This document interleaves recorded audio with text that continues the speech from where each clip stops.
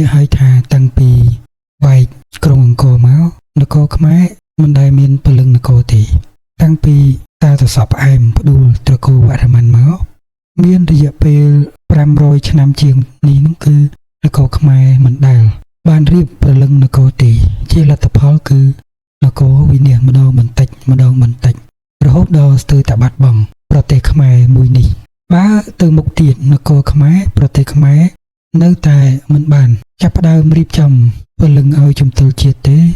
នោះនឹងបន្តនៅសោកនាដកម្មនៃភាពច្របូកច្របល់នគរនេះអាចវិវត្តទៅរកសភាពសង្គ្រាមឬក៏សភាពវឹកវរម្ដងហើយម្ដងទៀតមិនអាចមានពន្លឺបានឡើយបើនៅតែមិនមានការគិតគូរពីការរៀបចំពលឹងឲ្យជំទល់ជាតិជំនួសសួរថាអីទៅពលឹងសម្រាប់ប្រទេសមួយ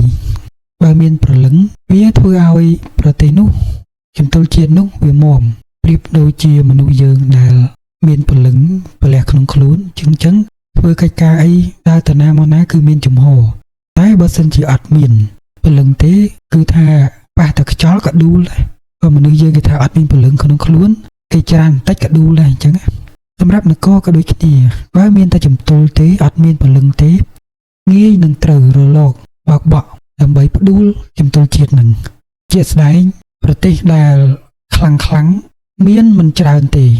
នៅក្នុងពិភពលោកសពថ្ងៃនេះដែលបានរៀបពលឹងហើយអ្នកដែលរៀបពលឹងមុនគេគឺបានរៀបចំពិភពលោកនេះឲ្យនៅក្រោមសំណាញ់របស់គេរួចទៅហើយដែលពួកនោះគឺជាអ្នកដែលរៀបចំសណ្ដាប់ធ្នាប់ឲ្យ NATO រៀបចំបង្កើត NATO និងរៀបចំសណ្ដាប់ធ្នាប់ឲ្យពិភពលោកមកដល់សប្តាហ៍ថ្ងៃពួកគេនោះហើយគឺជាអ្នករៀបចំពលឹងដើម្បី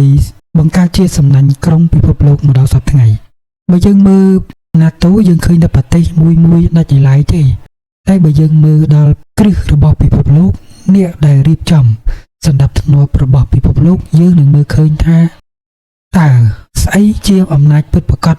នៅពីក្រោយ NATO នៅពីក្រោយប្រទេសមហាអំណាចដូចជាអាមេរិកជាដើមនេះគឺជាអ្នកដែលរៀបចំប្រលឹងឲ្យនគរមុនគេហើយមិនត្រឹមតែប្រទេសមួយទេការរៀបចំប្រលឹងស្នូលនយោបាយនឹងគេបានមានឱកាសក្តាប់ពិភពលោកស្ទើរតែទូទាំងពិភពលោករួចទៅហើយមកដល់សប្តាហ៍ថ្ងៃបន្ទាប់មកទៀតមានប្រទេសខ្លាំងពីរទៀតបន្ទាប់ពីត្រូវបានគេគៀបស្ទើរតែថប់ដង្ហើមស្លាប់ដូចសហភាពសូវៀតគេគៀបកញ្ញងរហូតដល់ក្លាយជាប្រទេសរុស្ស៊ីសប្តាហ៍ថ្ងៃហ្នឹងគឺនៅសល់បានដីធំប៉ុណ្ណឹងប៉ុន្តែល្បេះសហភាពសូវៀតទៅមួយចំនួនដែរគេមានបំណងកាន់យកទៀតតែដោយសារតែរុស្ស៊ីបានរៀបចំប្រលឹងឲ្យជំទល់ជាតិតន់បើមិនដូច្នោះទេគឺមានវាសនាត្រូវបានគេកន់មានទឹកដីដូចអ៊ុយក្រែនជាច្រើនទៀតនៅលើទឹកដីរុស្ស៊ីនឹងបើរៀបជំទល់អត់តន់រៀបប្រលឹងឲ្យជំទល់ជាតិអត់តន់ប្រទេសចិនក៏ដូចគ្នាពេលមានបដិវត្តម៉ៅសេតុងមកក៏មិនទាន់បានរៀបប្រលឹងដែរជាលទ្ធផលគឺវិបត្តិទុរភិក្សវិបត្តិអត់ឃ្លានកើតឡើងពេញប្រទេសរបេះជីវិតប្រជាជនអស់រាប់លានប៉ុន្តែនៅពេលដែលមានអ្នករៀបពលឹងឲ្យជំទល់ជាតិនឹងគឺស្របពេលដែលពួកគេហៅតេងស៊ីពីងមកវិញជាអ្នកអនុវត្តគោលនយោបាយសេដ្ឋកិច្ចបើកចំហទីផ្សារជាមួយលោកសេរីនឹងជារឿងដែលយើងឃើញប៉ុន្តែរឿងសំខាន់របស់នគរចិនគឺមានអ្នកគិតដល់ការរៀបពលឹងឲ្យប្រទេសចិនទើបមានមូលដ្ឋានគ្រឹះគ្រប់គ្រាន់ដើម្បីហក់ឡើងខ្លាចជាមហាអំណាចដែលយើងឃើញសពថ្ងៃហ្នឹងមហាអំណាចសេដ្ឋកិច្ចលំដាប់ទី2ហើយយោធាលំដាប់លេខ3នេះព្រោះតែប្រទេសធំពីរនេះបានរៀបចំប្រលឹងឲ្យជំទល់ជាតិតន់ពេលវេលាសម្រាប់ប្រទេសកម្ពុជាយើងមកទល់ពេលនេះក៏គ្មានការលើកឡើងណាអស់លោកប្រាជ្ញបណ្ឌិតណាឬក៏អ្នកជឿឆ្អាលណាបងប្អូនជនរួមជាតិណាបងប្អូនជនរួមជាតិណាលើកឡើងពីការរៀបប្រលឹងឲ្យជំទល់ជាតិដែរ សូម្បីតែប្រទេសជិតខាងយើងទាំងខាងលិចខាងកើតក៏មិនទាន់បានរៀបចំព្រលឹងឲ្យជំទល់ជាតិដែរអញ្ចឹងបើសិនជានគរយើងប្រទេសយើងរៀបព្រលឹងឲ្យជំទល់ជាតិទាន់ពេលវេលាប្រកាសណាស់យើងមានមូលដ្ឋានគ្រឹះគ្រប់គ្រាន់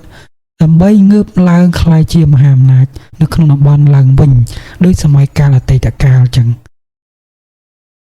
ក៏ប៉ុន្តែខ្ញុំលើកឡើង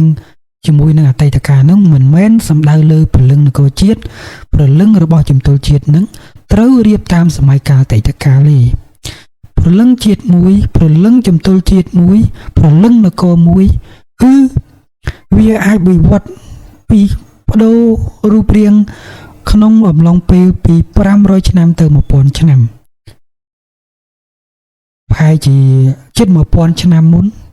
ព្រះបាទជ័យវរ្ម័នទី2បានយកទ្រឹស្ដីរៀបចំព្រលឹងឲ្យជំទល់ជាតិដែលរត់មកពីជ្វាហ្នឹងប្រកាសខ្លួនជាអាទិទេពនៅលើប្រាសាទភ្នំបាខែងនេះជាការយល់ឃើញយល់ដឹងពីទស្សនវិជ្ជាអង្គនយោបាយដើម្បីរៀបចំព្រលឹងឲ្យជំទល់ជាតិក៏ប៉ុន្តែមកដល់សប្តាហ៍ថ្ងៃនេះបច្ចុប្បន្ននេះតាំងពីតាសក់ផ្អែមផ្ដួលមកក៏មិនអាចយកទ្រឹស្ដីនៃទស្សនវិជ្ជារៀបចំព្រលឹងឲ្យជំទល់ជាតិដោយសម័យកាលមុនមកដាក់ក្នុងសម័យកាលនេះទេដូចខ្ញុំបញ្ជាក់នឹងថាព្រលឹងរបស់ជាតិមួយព្រលឹងជំទល់ជាតិមួយអាចប្រែប្រួលរូបរាងក្នុងអំឡុងពេលពី500ឆ្នាំទៅ1000ឆ្នាំអញ្ចឹងវាមានន័យថាបើរៀបព្រលឹងឲ្យជំទល់ជាតិមួយបានធ្វើឲ្យនគរនឹងមានស្ថិរភាពពី500ឆ្នាំទៅ1000ឆ្នាំហើយមានមូលដ្ឋានហក់ឡើងជាមហាអំណាចឡើងវិញឲ្យតែរៀបព្រលឹងឲ្យជំទល់ជាតិត្រូវខ្ញុំបញ្ជាក់នេះគឺពាក់ព័ន្ធជាមួយនឹងទស្សនវិជ្ជាអង្គនយោបាយដែលខ្ញុំគូបញ្ជាក់ថាវាជាព្រលឹងឲ្យជំទល់ជាតិនឹងវាមានជំរឿក្នុងការធ្វើឲ្យប្រទេសខ្មែរមានគ្រឹះដើម្បីคล้ายខ្លួនទៅជាប្រទេសមួយអាចឈរជើងយ៉ាងមាំនៅក្នុងបដិបត្តិមានកពើខាងលិចមានកពើខាងកើតខ្លាខាងលិចសពថ្ងៃហ្នឹងដែលយាយីនគរយើងច្រើនចំនួនមកហើយតទៅមុខទៀតក៏នៅតែបែបហ្នឹងបើសិនជាយើងនៅតែបន្តអង្គនយោបាយពឹងតែលើជំទល់ជាតិបើជំទល់ខ្លាំងទ្របានជំទល់ខ្សោយវេទនាបើជំទល់អន់គឺវិនិច្ឆ័យភ្លាមនេះជារឿងរបស់ប្រទេសខ្មែរយើងតាំងពី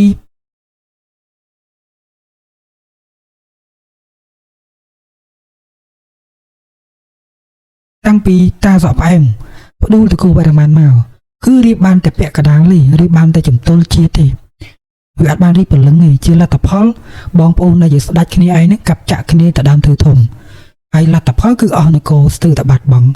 នឹងពាក់ព័ន្ធជាមួយនឹងអត់មានអស់លោកអ្នកប្រាជ្ញបណ្ឌិតណាគិតឃើញថាត្រូវរៀបព្រលឹងឲ្យជំទល់ជាតិយ៉ាងម៉េច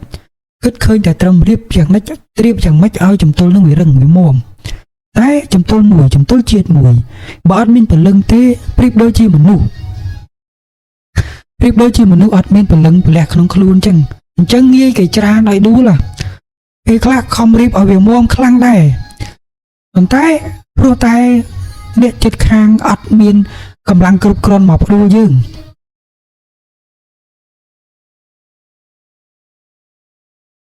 ដូចប្រទេសខាងលិចខាងកើតយើងសប្តាហ៍ថ្ងៃអត់ទាន់មានព្រលឹងទេមានតែជំទល់ទេប៉ុន្តែជំទល់គេវាបានខ្លាំងប៉ុណ្ណឹងហើយយើងខ្សោយយើងទៅប៉ះគេអត់បានទេប៉ុន្តែជំទល់គេវាខ្លាំងហើយជំទល់យើងខ្សោយអញ្ចឹងគេមានអត្តពលមកប៉ះយើងតែបើយើងរៀបព្រលឹងចេញអត់មានគីឡូជាមួយនឹងនគរកដាលនេះទេអត់មានគីឡូមកហ៊ាន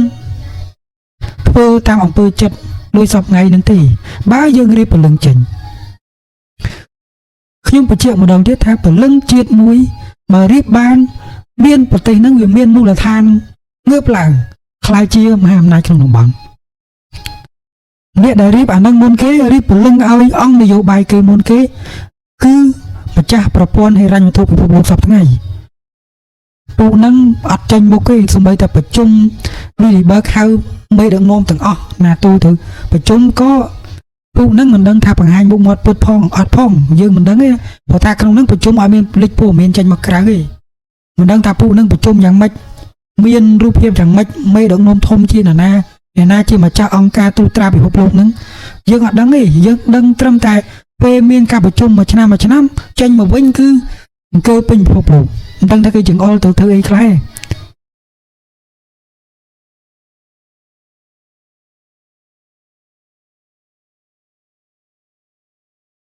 ហើយយើងមើលដល់អ្នកដែលរៀបព្រលឹងនឹងមុនគេគឺជាមនុស្សគឺជាអ្នកដែលត្រួតត្រាប្រើសំណាញ់ក្រុងពិភពលោកដែលប្រើប្រព័ន្ធហិរញ្ញវត្ថុព្រោះថាប្រទេសទាំងអស់វាត្រូវការទូទាត់ឆ្លងប្រទេសអញ្ចឹងយកមាសទៅដាក់កន្លែងគេដើម្បីបានទូលេខទូទាត់ឆ្លងប្រទេសដែលយើងហៅថាទុនបំរុងអន្តរជាតិណាគិតមើលថាមកប្រទេសទី1យកមាសទៅដាក់កន្លែងគេហើយទី2ការទូទាត់ប្រើប្រព័ន្ធរបស់គេទូរលេខនៅក្នុងកណ្ដាប់ដៃគេទាំងអស់សួរថាទាំងទិន្នន័យនៃការទូទាត់ទាំងអស់ហ្នឹងទាំងទិន្នន័យនៃការយកទ្រព្យសម្បត្តិដែលជាមាសទៅតម្កល់កន្លែងគេសួរថាទ្រព្យសម្បត្តិលើសពីពាក្យកណ្ដាលនៃផែនដីអត់ដែលពួកនឹងអ្នកត្រួតត្រាមកដល់សប្តាហ៍ថ្ងៃពួកនឹងហើយគឺជាអ្នកដែលរៀបព្រលឹងអង្គឲ្យអង្គនយោបាយគេមុនគេមិនត្រឹមតែជាប្រទេសមួយតែជាមនុស្សមួយក្រុមមានលទ្ធភាពក្តាប់ពិភពលោកស្ទើរតែអស់គេញិចប្រទេសណាក៏បានដែរយើងឃើញអាមេរិកទៅញិចវេណេស៊ុយឡាទៅញិចអ៊ីរ៉ង់ញិចយេម៉ែនញិចប្រទេសនៅមជ្ឈមបូព៌ានិងប្រទេសមួយចំនួនទៀតដែលមិនព្រមស្ដាប់បង្គាប់របស់គេគឺគេទៅញិចហើយយើងមើលពិភពលោកត្រឹមតែអាមេរិកមើលពិភពលោកត្រឹមតែណាតូមើលពិភពលោកត្រឹមតែប្រទេសនេះប្រទេសនោះយើងមើលអត់យល់ពីពិភពលោកនឹងយ៉ាងម៉េចទេយើងមើលអត់យល់ថាទិសដៅពិភពលោកនឹងវាកំពុងធ្វើអីវាធ្វើទៅណាឯងយើងមើលតាមតែព្រឹត្តិការណ៍ប្រៀបដូចជាយើងដើរមើលដើមឈើនៅក្នុងព្រៃអញ្ចឹងយើងមើលតែដើមឈើមួយដើមដើរយូរវែងក្នុងព្រៃបាត់ដូចស្អីរឿងព្រឹត្តិការណ៍ទាំងអស់ដែលយើងឃើញនឹងផ្នែកហ្នឹងវាមានរឿងខ្លះគឺជារឿងដែលគេចង់ឲ្យយើងឃើញហើយរឿងដែលគេមិនចង់ឲ្យយើងឃើញរឿងមួយកណោទៀតរឿងមួយកភ្លុះទៀតណាហើយយើងមកផ្អែកទៅលើព្រឹត្តិការណ៍ផ្អែកទៅលើតែសារព័ត៌មានផ្អែកទៅលើតែសភៅដែលគេទៅសេមកមេរៀនដែលគេឲ្យរៀនមិននឹងអាចមើលយល់ពីពិភពលោកហ្នឹងបែរមុខទៅណាយើងមើលមកយល់នេះជាអ្នករៀបចំព្រលឹងពិភពលោកព្រលឹងអង្គនយោបាយមុនគេត្រួតត្រាស្ទើរតាមមួយផែនដីហើយបង្កើតប្រព័ន្ធហិរញ្ញវត្ថុមុនគេបន្ទាប់មកទៀតមានប្រទេសមិនសុខចិត្តយើងឃើញហើយមានចិនមានរុស្ស៊ីចាប់ដៃគ្នារៀបប្រព័ន្ធហិរញ្ញវត្ថុថ្មីឈ្មោះ BRICS មានប្រទេសចម្បង5ចូលរួមដើម្បីអីដើម្បីក្តាប់ពិភពលោកមួយជំនាញទៀតអញ្ចឹងហើយជាហេតុផលដែលពិភពលោកអង្គើដល់សប្តាហ៍ថ្ងៃហ្នឹងគឺម្ចាស់ប្រព័ន្ធដែលគេត្រួតយូរហើយហ្នឹងដែលខ្ញុំថាជាអ្នកដែលរៀបព្រលឹងអង្គនយោបាយមុនគេត្រួតបានស្ទើរតែមួយផែនដីហ្នឹងគឺចាំបាច់ត្រូវតែបោះសម្អាតយើងឃើញសង្គ្រាមរុស្ស៊ីអ៊ុយក្រែនបើយើងមើលនឹងភ្នែកឃើញអាមេរិកទៅសាក់ស្រាំរកសន្តិភាពឃើញ NATO សាក់ស្រាំដើម្បីរកកិច្ចព្រមព្រៀងសន្តិភាពអាហ្នឹងយើងមើលភ្នែកតែបើយើងមើលពិភពលោកនឹងយល់ថាពួកនឹងព្យាយាមពាក្យមុខទេវតាដើម្បីឲ្យពិភពលោកមើលមកថាខ្លួនឯងហ្នឹងវាល្អពាក្យមុខទេវតាតែក៏ពិតអ្នកដែលដុតកុំឲ្យសង្គ្រាមរវាងរុស្ស៊ីនិងអ៊ុយក្រែនកុំឲ្យចប់គឺពួកនឹងហើយជាពិសេសគឺអាមេរិកហ្នឹងហើយគឺមិនអាចឲ្យសង្គ្រាមនឹងចប់ទេមិននឹងអាចចប់ព្រោះថាបំណងរបស់គេគឺទៅកាត់ដៃកាត់ជើងប្រព័ន្ធហិរញ្ញវត្ថុព្រីសនោះប្រទេសដែលជាសមាជិកសំខាន់ត្រូវតែរកវិធីទប់ស្កាត់នឹងកំទេចឬកំចាត់អញ្ចឹងមធ្យោបាយធ្វើម៉េចដុតក្នុងប្រទេសរុស្ស៊ីដុតមិនបានបើគេរៀបព្រលឹងមកប្រហែលឆ្នាំហើយរៀបនឹងខ្លាយជារុស្ស៊ីខ្លាយជាមហាអំណាចយោធាទី2ហើយអញ្ចឹងប្រទេសក្នុងគេរឹងទៅដុតអត់បានទេអញ្ចឹងធ្វើម៉េចរកប្រទេសណាមួយទៅដុតអញ្ចឹងមានតារាកំ pl ែងមួយលើកប្រជាប្រិយភាពជប់ឲ្យខ្លាយជាប្រធានាធិបតីបន្ទាប់មក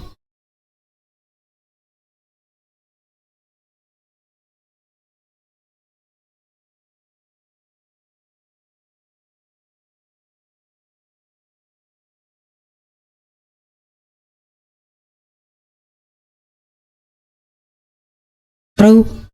រៀបសេនានយោបាយឲ្យធ្វើតាមអ្វីដែលគេចង់បានគឺត្រូវតែដុតសង្គ្រាមរវាងប្រទេសពីរហ្នឹងរវាងរុស្ស៊ីនិងអ៊ុយក្រែនហ្នឹងហើយយើងប្រើតែផ្នែកមើលយើងឃើញថាប្រទេសអាមេរិកខំប្រឹងប្រែងរកកិច្ចព្រមព្រៀងសន្តិភាពតែក៏ពិតវាធ្វើដើម្បីពាក្យមុខទេវតាទេបំណងគឺត្រូវតែដុតបំណងរបស់វាគឺកាត់ដៃកាត់ជើងប្រព័ន្ធហេរ៉ាញ់វត្ថុថ្មីគឺ PRIS ហ្នឹងហើយអាមេរិកត្រឹមតែជាប្រទេសមួយជាដៃជើងមួយរបស់ម្ចាស់ពិភពលោកដែលរៀបរលឹងឲ្យអង្គនយោបាយពិភពលោកមុនគេនោះហ្នឹងគឺមុខមាត់ពិភពលោកហើយបើយើងមើលនឹងផ្នែកយើងមើលអត់ឃើញថាស្អីជាស្អីទេយើងប្រកាសជាខ្លាចជាទេសកលនៃព្រឹត្តិការណ៍ដែលគេបង្កើតមកឲ្យយើងចាប់អារម្មណ៍ហើយអាហ្នឹងបើយើងតូនតាមហ្នឹងយើងយកតាមហ្នឹងយើងបន្តតាមហ្នឹងទៀតទៅព្រោះថាវាស័ក្តិសមឲ្យយើងនៅតែជាអ្នកដែលជឿតាមអ្វីដែលគេព្យាយាមឲ្យឃើញនឹងផ្នែកវានៅតែអញ្ចឹងទៀតទៅ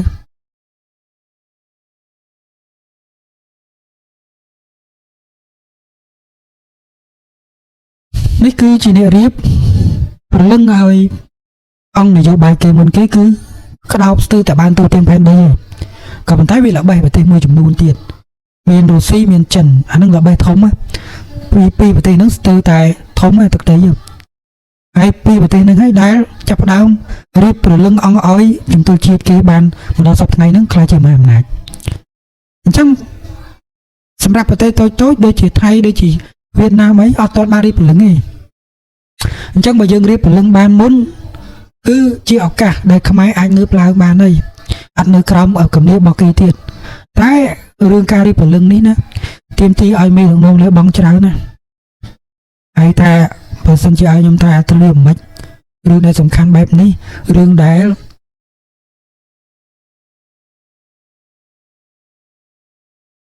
ទស្សនវិជ្ជានយោបាយដែលធ្វើឲ្យប្រទេសមួយអាចនឹងនៅបានពី500ឆ្នាំទៅ1000ឆ្នាំឲ្យខ្ញុំនិយាយជាសាធារណៈយ៉ាងម៉េចគ្រាន់តែអ្វីដែលខ្ញុំ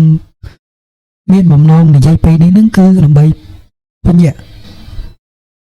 ឲ្យកូនខ្មែរចាប់ផ្ដើមដឹងថាអ្វីដែលត្រូវរៀបឲ្យប្រទេសនឹងវាខ្លាំងមិនមែនដូចអ្វីដែលយើងឃើញមានការលើកឡើងនៅក្នុងsocial media Facebook ក៏ដោយអីក៏ដោយហើយជាពិសេសនេះគឺកម្មវិធី podcast ជាដើមហ្នឹងគឺនិយាយទៅមិនឲ្យខ្មែរខ្លាំងខ្ញុំថារបៀបដែលស្រែកបែបហ្នឹងរបៀបដែលនិយាយទាំងអស់ហ្នឹងណាបុព្វបុរសខ្មែរធ្វើមកឆ្អែតហើយសួរថាបុព្វបុរសខ្មែរប្រហែលនេះ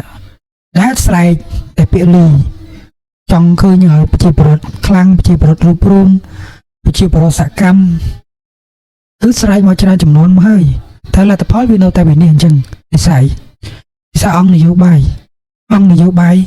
គឺជំទល់ជាតិអត់មានពលឹងអញ្ចឹងជំទល់ខ្លាំងអូខេទប់ជួបបានមួយរយៈជំទល់អន់វិនិច្ឆ័យភ្លាមនឹងជារឿងរបស់នគរខ្មែរយើងតាំងពីអតីតកាលមកយើងស្ទើរតែមិនហ៊ាននិយាយវាចូលជាប់ពេកវាស្ទើរតែមិនគួរឲ្យកូនខ្មែររំលឹកដោយសារតែវាមានតែប្រវត្តិសាស្ត្រដែលយកមកធ្វើជា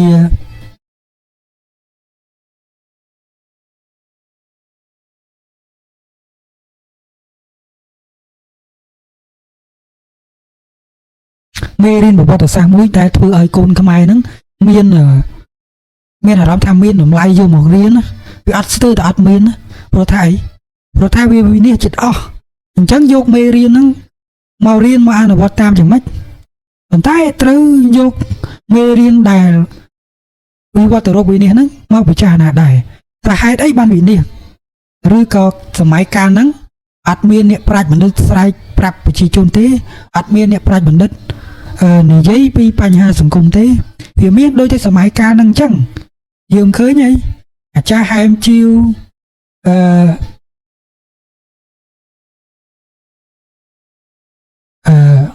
តែអីដែលបារាំងយកទៅចងពងស៊ីម៉ាំងអីសិតតែពូទីកំបោហ៎សិតតែជាមេដឹកនាំ សំខាន់ជឿឆ្អាលជាមួយនឹងនគរហ្នឹងតែលទ្ធផលនគរហ្នឹងវានៅតែវិនិច្ឆ័យដោយសារតែអង្គនយោបាយរៀបបានត្រឹមតែជំទល់តែអត់បានរៀបពលឹងឲ្យជំទល់ទេដរាបណាប្រទេសនៅតែអត់មានពលឹងដើម្បីដាំក្នុងជំទល់ទេគឺអត់មានសង្ឃឹមថាប្រទេសនឹងមានពលឺទេជាពិសេសនឹងគឺខ្មែរយើងនឹងឯងនៅក្រោមគំនាបខ្លានឹងកពើហើយនឹងប្រជាជននៅខាងក្នុងនឹងគឺបែកខ្ទិះក្នុងនឹងទៀតមានអ្នកតស៊ូពីក្រៅប្រទេសមកផងដែលជាខ្មែរគ្នាឯងហ្នឹងដូចសំរៀងស៊ីដូចណាទៀតនៅតែមានការរៀបចំកម្លាំងពីខាងក្រៅមកដើម្បីមានបំណងចូលមកផ្ដួលជំទល់ជាសពថ្ងៃហ្នឹងហើយវានៅតែបន្តអញ្ចឹងរហូតមិនដឹងថាកាលបានចប់ហើយក៏មិនអាចចប់ដែរ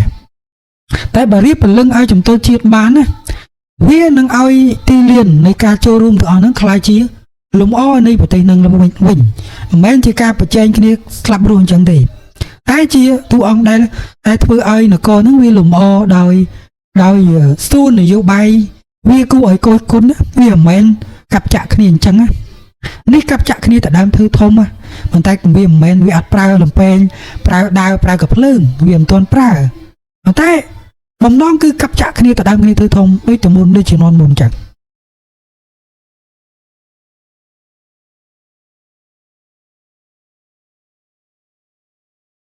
បើអត់នៅតែអត់រៀបពលឹងឲ្យជំទល់ជាតិទេវានៅតែអញ្ចឹងហើយប្រទេសខ្មែរយើងចាំតែវិនិច្ឆ័យទៅចាំតែវឹកវរទៅចាំតែបង្ហូរឈាមទៅប្រជាជនពី80លានសម័យកាលមុនឥឡូវធ្លាក់មកដល់សម័យកាលប៉ុលពតហ្នឹងបានប្រមាណ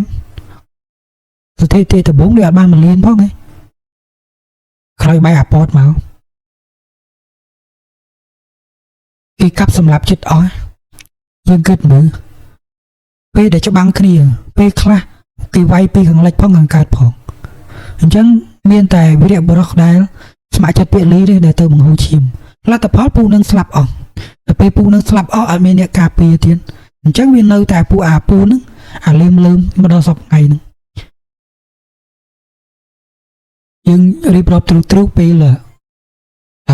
នរោត្តមសីហនុឡើងការរត់មកតើមានរលកអីខ្លះបោកជំទល់ឲ្យនឹងឲ្យដួលព្រោះតែជំទល់នឹងអត់មានពលឹងអីអញ្ចឹងរលកដែលទៅបោកឲ្យដួលជំទល់សីហនុគឺជំទល់លន់នល់រលកខាងលោកសេរីផ្ដួលភីងដួលឡើងការរត់បាន5ឆ្នាំមានរលកមួយទៀតដឹកនាំដោយសឡុតសប៉ុលពតគីងកយកកម្លាំងកុម្មុយនីសមកផ្ដួលលន់នល់ភីងមួយទៀតឈួរជើងបានតែ3ឆ្នាំជាងគឺវៀតណាមមកពីខាងកើតសំពងភូអស់រលីងប៉ុន្តែត្រូវបានរៀបចំអង្គនយោបាយថ្មីដោយគេដំបូងគេដាក់មកអស់ហើយគេដាក់ទាំងទ័ពគេដាក់ទាំងជំនាញការក៏ប៉ុន្តែមានបងប្អូនខ្មែរយើងទល់ដែនថៃសំងៃហើយជាពិសេសនឹងបងប្អូននៅក្រៅប្រទេសធ្វើការតស៊ូរហូតដល់អង្គការសហប្រជាជាតិចូលមកដេញឲ្យដកទ័ពទៅវិញវានៅដល់សំងៃនឹងតែជំនាញការគេនៅក្នុងប្រទេសយើងវាពេញអស់ហើយអាហ្នឹងយើងត្រូវទទួលស្គាល់ការពិតហើយអ្វីដែលយើងទទួលស្គាល់មួយទៀតហ្នឹងគឺជំទល់សពថ្ងៃត្បិតថាខាងកើតគេអ្នកជាអ្នករៀបចំមកដំបូងក៏ប៉ុន្តែគឺលទ្ធភាពរបស់គាត់គឺរក្សាជំទល់នឹងបានមាំហើយគាត់ដាក់ដៃជើងរបស់គាត់ពីលើដល់ក្រោមជ្រាបនៅក្នុងរដ្ឋបាលនឹងបានបើដូចប៉ែនសវណ្ណដាក់អត់ចុះទេដាក់បានបន្តិចគេផ្ដួលបាត់ចង់ដាក់លំនួលខ្លួនឯងនៅក្នុង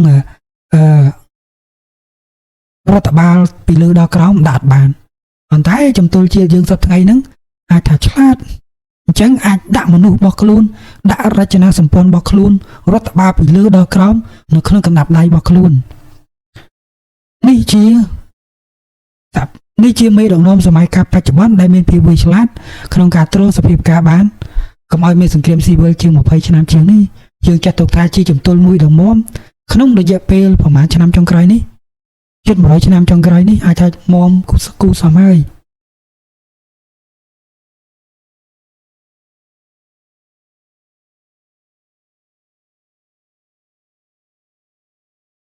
អញ្ចឹងអ្វីដែលត្រូវធ្វើនៅពេលនេះគឺធ្វើម៉េច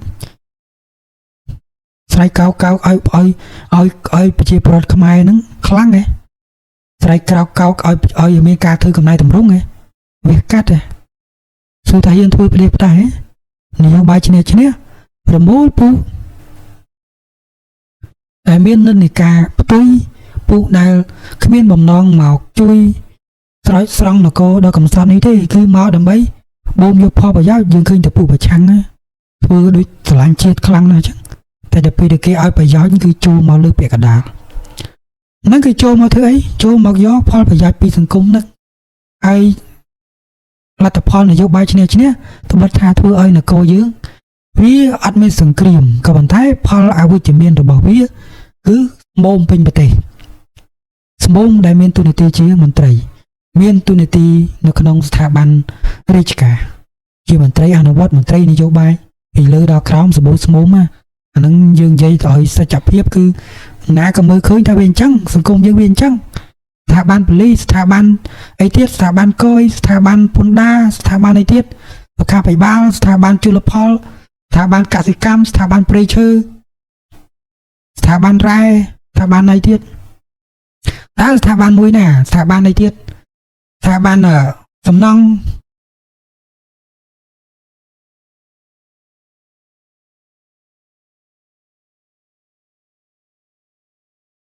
សិតតែជា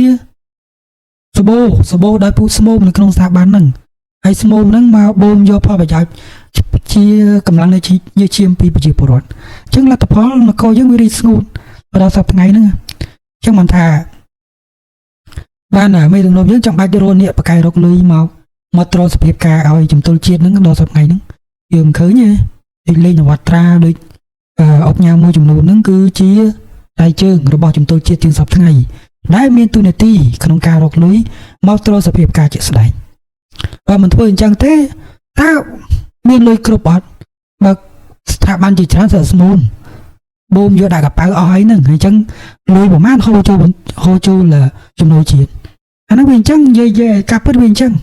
ហើយសួរថាគាត់មិនចង់កែបើចង់កែហើយមេដឹកនាំណាមិនចង់ឃើញប្រទេសហ្នឹងវាខ្លាំងមេដឹកនាំមួយណាដែលគ្មានបេះដូងចង់ឃើញប្រទេសខ្លួនឯងហ្នឹងវារីកចម្រើនវាប្រកាសជាចង់ឃើញហើយប៉ុន្តែស្ថានភាពជាក់ស្ដែងវាអត់អំណោយផលឲ្យធ្វើទេតែថាចង់ទៅបោះសម្អាតភ្លាមអង្គើព្រោះថាប្រមូលមកដាក់ច្រើនតាមពីយូរហើយតែហ៊ានបោះផ្ដេសផ្ដាស់ហ្នឹងអង្គើដល់ជំទល់ជាតិវិផលឥឡូវអញ្ចឹងរបៀបបោះទៅតែរៀបពលឹងឲ្យជំទល់ជាតិសិនហើយត្រូវរៀបម៉េចខ្ញុំបញ្ជាក់អញ្ចឹងណាបើមានពលឹងគឺជំទល់នឹងមុំហើយមានមូលដ្ឋានត្រឹមតែ5ឆ្នាំឯងអាចបោះសម្អាតបានហើយ5ឆ្នាំទៀតពង្រឹងយ៉ាងយូរ20ឆ្នាំក្រោយនឹងហក់ឡើងគួរឲ្យកត់សម្គាល់ហើយដោយសារតែមានគ្រឹះគ្រប់គ្រាន់មានមូលដ្ឋានងើបឡើងហើយឲ្យតែរៀបពលឹងចេញតែបើអត់រៀបពលឹងចាំតែឃើញនគរនឹងកំសត់តទៅរៀងអើយគ្មានពលឺទេខ្ញុំនិយាយតាមខ្ញុំហ៊ាននិយាយថាអត់មានពលឺទេបើអត់មានអត់គិតពីការរៀបពលឹងឲ្យជំទល់ទេតរៀងទៅអើយចាំតែអាភ័ព្វទៅនគរនឹងប្រជាពលរដ្ឋចាំតែមើលមេដឹកនាំផ្ដួលគ្នាទៅបើប្រកូលហ៊ុនសពថ្ងៃទ្រសភាពការបានប្រហែលចំនួនយើងគិតមើលចំនួនចំនួនកូនចំនួនចៅទូតតើពិតជាត្រូវបានរហូតទេព្រោះថាមានរៀបតែជំទល់ទេអត់បានរៀបពលឹងទេអញ្ចឹងជំទល់ដែលខ្ញុំបញ្ចេញជំទល់ខ្លាំងទៅជាប់ជំទល់ចំនួនគឺក្រាញមកពីគេយកមកដាក់ប៉ុន្តែមានភាពវៃឆ្លាតក្នុងការបញ្ជ្រាបរដ្ឋបាលរបស់ខ្លួនឯងឡើងណែនកតំពេញដៃឯងមិនមែនជាមនុស្សធម្មតាធ្វើបានទេអញ្ចឹងអាចតែឆ្លាតចុចកូនក៏លើក៏យល់ថាចាក់ទុំពីនយោបាយក៏ប្រកែដែរអាចឆ្លើយតបទៅពីការជាក់ស្ដែងបានប៉ុណ្ណឹងគឺចាត់ទុកថាជាមេដឹកនាំឆ្នើមបន្ទាប់ពីឲ្យចុកចៅអាចតែឆ្លាតដូចជាតាដូចឪហើយចៅទូទៀតប្រកាសទេចុះបើខ្សោយទៅបន្តិចឲ្យទៅជំទល់ខ្សោយគឺវិនិច្ឆ័យភ្លាមនេះជាតថភាពខ្មែរដូចសម័យច័ន្ទរាជាការកសាងមន្ទីរលំវែកចឹងច័ន្ទរាជាខ្លាំងណាស់រត់ពីសៀមមកវាយផ្ដួលស្ដេចកនបង្កើតរាជធានីនៅកំពង់ឆ្នាំងសពថ្ងៃហ្នឹងមន្ទីរលំវែកតែជួយជាងបាន64ឆ្នាំឯង ខ្លាំងកូនអាចថាខ្លាំងដែរតោះមកចៅខ្លាំងដែរអាចថាទប់សភាពការដល់ពេលចៅទូចាប់ដែរគឺវានេះនៅកោទីវាយបែកបន្ទីលងវាយបាត់ហើយផលគឺអីហើយផលរីបានតែជំទល់បានរីពលឹងឲ្យជំទល់ជាតិហ្នឹងឯងហើយសួរថាពលឹងឲ្យជំទល់ជាតិទៅរៀនមេរៀនណាខ្ញុំថាអត់មានមេរៀនបរិញ្ញាទេក្នុងពិភពលោកសពថ្ងៃហ្នឹងមានតែវិទ្យាសាស្ត្រនយោបាយរៀនតាមប្រវត្តិដែលមានយើងឃើញហើយថាវិទ្យាសាស្ត្រនយោបាយដែលអស់លោកមន្ត្រីសាស្ត្រាចារ្យបង្រៀនហ្នឹងគឺពាក់ព័ន្ធជាមួយនឹងការមើលពិភពលោកក្នុងព្រឹត្តិការណ៍សប្តាហ៍ថ្ងៃហ្នឹងប៉ុន្តែការរៀបពលឹងគឺអត់មានទេអត់មានការទស្សនវិជ្ជាអង្គនយោបាយមួយណាបង្រៀននៅក្នុងសភៅសប្តាហ៍ថ្ងៃនិយាយពីការរៀបចំពលឹងឲ្យជំទល់ជាតិទេនិយាយតែពីការរៀបចំធ្វើម៉េចឲ្យជំទល់ខ្លាំងទេខ្ញុំថារៀបបានតែពាក្យកដាលទេអត់មានរៀបអត់បានរៀបពលឹងគឺរៀបបានតែពាក្យកដាលទេ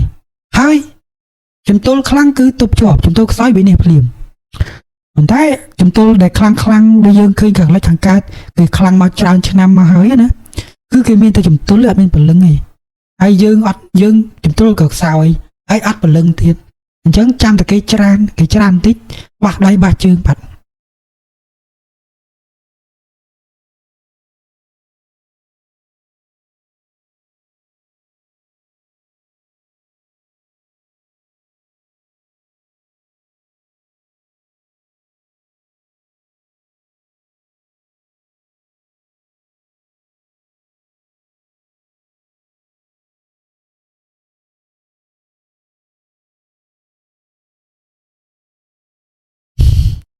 តិចតែបើថាសួរខ្ញុំថា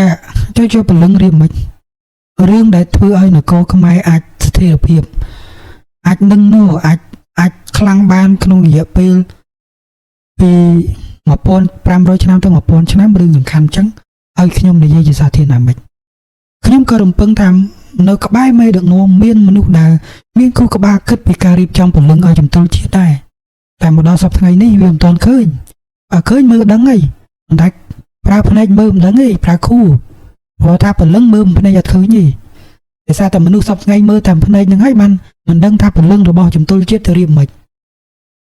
ព្រោះមនុស្សមើលតែភ្នែកហើយពលឹងហ្នឹងមើលភ្នែកមិនឃើញហើយពលឹងមនុស្សមើលភ្នែកមិនឃើញប៉ុន្តែបើមនុស្សអត់ពលឹងគេច្រើនតិចដួលហើយប្រទេសក៏ដូចគ្នាតែអត់មានការរៀបពលឹង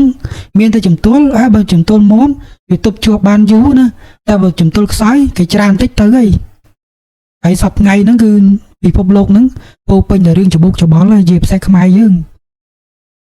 បង្គោលមួយដែលទៅច្រឡឹងទើបតែរៀបឈរជើងបាននឹងនៅបាន20ឆ្នាំជាងហ្នឹងគឺថារលកតិចណាស់ដែលបោកបក់សម័យកាលឆ្នាំ2013បាតកម្មចុចកាផ្លេតែពេញភ្នំពេញមន្ត្រីរាជការឈប់ធ្វើការស្ទើរតែលំហើយដោយសារតែភាពវៃឆ្លាតទប់ជាប់បន្តមកទៀតរឿងអីទៀតរឿងបោរឿងបាតកម្មនៅតែទប់ជាប់រឿង9វិជ្ជការមកពីថៃនៅតែទប់ជាប់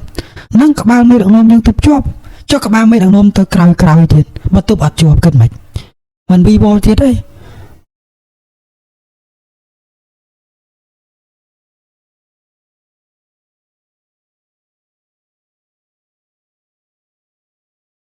តែមានកម្លាំងផ្សេងរៀបចំជំទល់មកផ្ដួលជំទល់នឹងមួយទៀតគឺនគរយើងវានេះនគរយើងវាវិវត្តទៅរត់សូនម្ដងទៀតមិនរំតែនឹងណហ្នឹងប្រើពេលប៉ុន្មាន20ឆ្នាំ30ឆ្នាំអាចនឹងណម្ដងទៀតវាមិនដើរថយក្រោយទៅមុខ